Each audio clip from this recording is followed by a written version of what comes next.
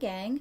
I've really enjoyed the variety with actually very little overlap in both sources of storytelling as well as stories themselves.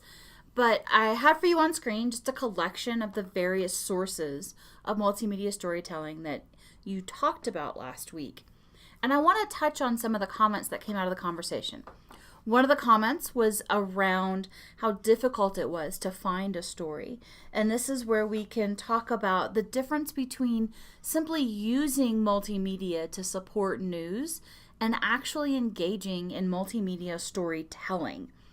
If you go back into the discussion from last week, you'll see that I've made a couple of comments. Some of these are very directly related to this conversation. And part of that is even NPR and their use of the story cores. We don't often see as much multimedia lately, but this is something I want to talk about. It ebbs and flows throughout the year and depending on the year. We've just come off of an election cycle.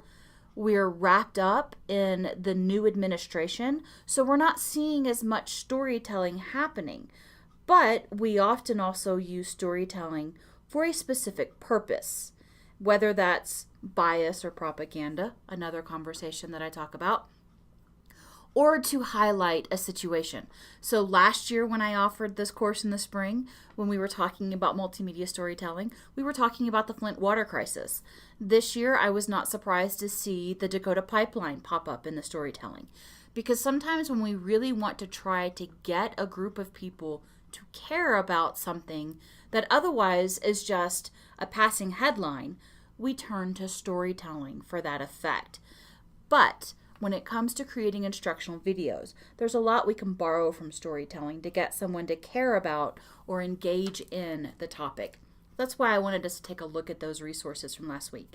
With that in mind, how about we turn to week 3? Please use the links on screen to navigate to the section of the overview you wish to access.